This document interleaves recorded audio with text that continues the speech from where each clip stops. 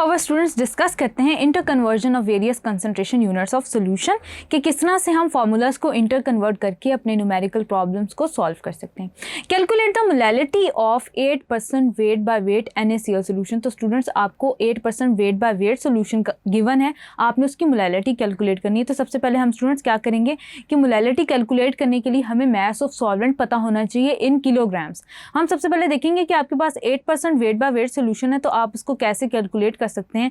8% wait by weight solution का मतलब students आपके पास है कि you have 100 grams of solution minus 8 grams. तो इसको आप जब सब्ट्रैक्ट करेंगे यानी कि आपके पास 100 ग्राम ऑफ सोल्यूशन के अंदर 8 ग्राम सोल्यूट प्रेजेंट है, यानी कि स्टूडेंट्स आपके पास 92 ग्राम्स ऑफ वाटर प्रेजेंट है, यानी कि सॉल्वेंट प्रेजेंट है। तो देन स्टूडेंट्स आप क्या करेंगे कि सबसे पहले आप क्या करेंगे कि नंबर ऑफ मोल्स कैलकुलेट करेंगे सॉल्यूट के। नंबर ऑफ मोल्स डायरेक्ट लिखते हैं, number of moles is equals to mass in grams divided by molar mass that is 58.5। इसको स्टूडेंट्स हम कैलकुलेट करते हैं, ये आपके पास आता है 8 divided by 58.5, it will be 0.137 moles.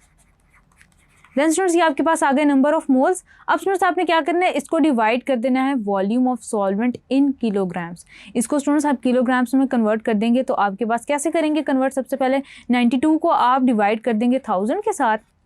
92 को स्टूडेंट्स जब आप डिवाइड कर देंगे 1000 के साथ तो आपके पास आ जाएगा डिवाइडेड बाय 1, तो स्टूडेंट्स आपके पास ये आ जाएगा 0.092 किलोग्राम्स। अब स्टूडेंट्स इसका हम क्या करते हैं कि इसकी मोलैलिटी कैलकुलेट कर लेते हैं।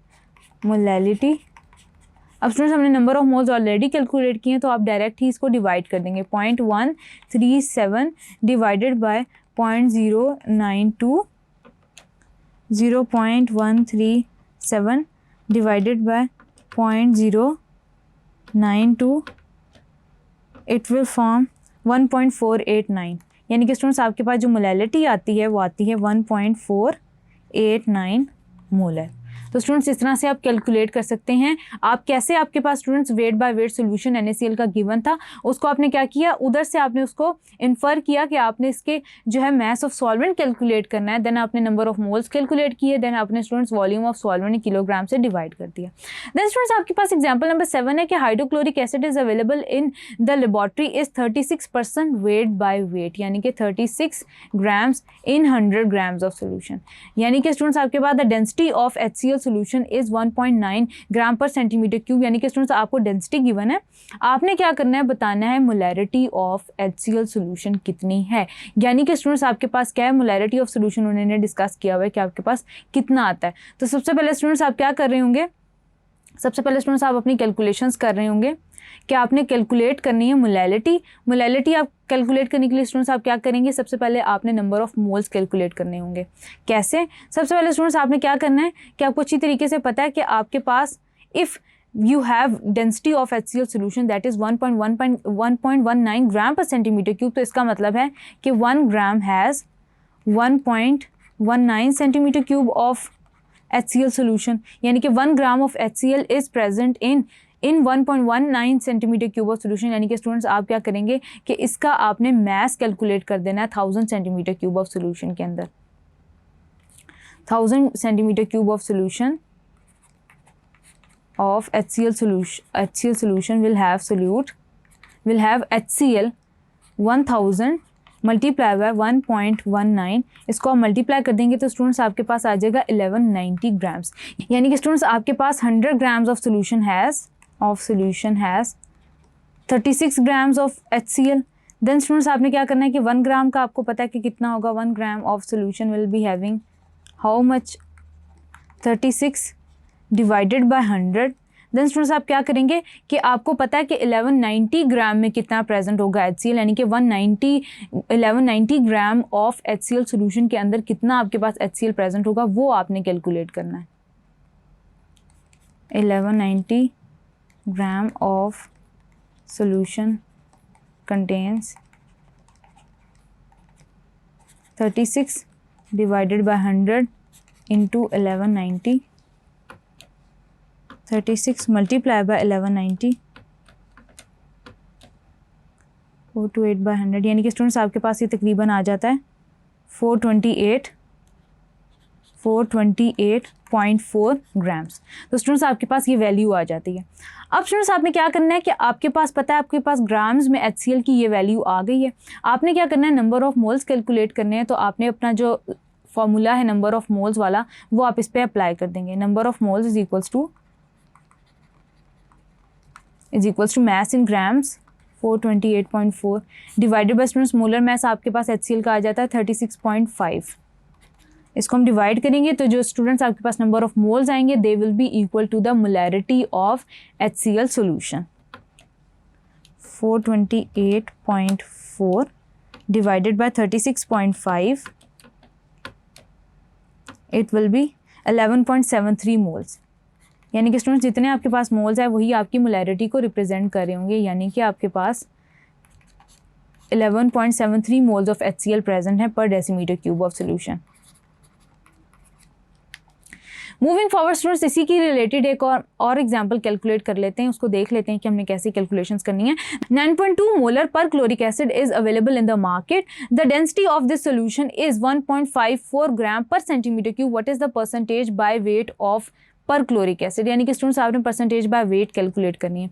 वो कैसे कैलकुलेट करनी है स्टूडेंट्स, आपके पास 9.2 मोलर है, मोलर सोल्यूशन आपके पास ऑलरेडी गिवन है। आपने क्या करना है, बिल्कुल वैसे ही आपने कैलकुलेशन कर लेनी है। आपने सोल्यूशन की कैलकुलेशन कर लेनी है कि 1000 सेंटीमीटर क्यूब में कितनी है, उसको आप मल्टीप्लाई कर देंगे। देन स्टूडेंट्स आप क्या करेंगे कि आपके पास मोल्स गिवन है, आपने क्या करना है कि उससे रिलेटेड आपने मोलर मास आपको अच्छे तरीके से पता है, आपने मास कैलकुलेट कर लेना है। मास कैलकुलेट कर लेंगे स्टूडेंट्स तो आप क्या करेंगे कि आपके पास मास ऑफ पर क्लोरिक एसिड आ जाएगा, उसको आप टोटल मास से डिवाइड करेंगे, मल्टीप्लाई कर देंगे 100 से, तो आपके पास परसेंटेज आ जाएगी वेट बाय वेट। सबसे पहले स्टूडेंट्स हम देख लेंगे, हमने कैलकुलेट करना है मास। आपको अच्छी तरह से पता है स्टूडेंट्स के 1 सेंटीमीटर क्यूब के अंदर आपके पास होता है 1.54 gram of perchloric acid. Then students आपके पास 1000 सेंटीमीटर क्यूब में कितना होगा, तो उसको आपने क्या करना है, मल्टीप्लाई कर देना है 1.54 मल्टीप्लाई बाय 1000। तो स्टूडेंट्स इसको आप कैलकुलेट करेंगे तो आपके पास आ जाएगा 1.54 multiply by 1000 it will form 1540 grams.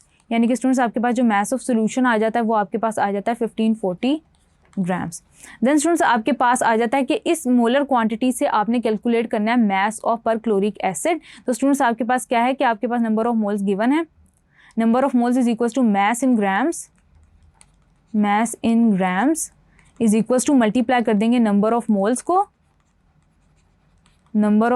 को मोलर मास से, मोलर मास से। अब नंबर ऑफ मोल्स 9.2 थे, मोलर मास आपके पास स्टूडेंट्स है 100.5। तो स्टूडेंट्स इसको आप कुछ कैलकुलेट करेंगे तो आपके पास इस तरह से आएगा 9.2 मल्टीप्लाई बाय 100.5, तो ये आपके पास स्टूडेंट्स आ जाएगा 924.6 ग्राम्स। अब स्टूडेंट्स आपके पास पता चल गया कि मास इन ग्राम्स ऑफ आपके पास कितना है पर क्लोरिक एसिड। तो आप क्या करेंगे स्टूडेंट्स कि आपने परसेंटेज कैलकुलेट कर देनी है वेट बाय वेट। क्या करेंगे 924.6 डिवाइडेड बाय 1540 इंटू 100। तो स्टूडेंट्स आपके पास वैल्यू आ जाएगी 924.6 डिवाइडेड बाय 1540 तो स्टूडेंट्स आपके पास आ जाता है 60.04%, 60.04%। यानी कि स्टूडेंट्स आपके पास perchloric acid 60.04% weight by weight present है। उसके अलावा स्टूडेंट्स आप याद रखेंगे कि इसी को आप 100 में से सब्ट्रैक्ट कर दें तो आपके पास मास ऑफ वाटर आ जाएगा। और स्टूडेंट्स मास ऑफ वाटर आप कैसे कैलकुलेट कर सकते हैं कि आपके पास जो मास ऑफ सोल्यूशन है उसमें से आपने मास of perchloric acid remove कर दिया, यानी कि माइनस कर दिया, तो आपके पास मास ऑफ वाटर आ जाएगा। और बिल्कुल इसी तरह स्टूडेंट्स आपने 100 में से 60.4 माइनस कर दिया तो आपके पास 40% तकरीबन वैल्यू आती है for the percentage of water. Then students आगे चलते हैं, वन बाय वन डिस्कस करते हैं types of solutions. Thank you.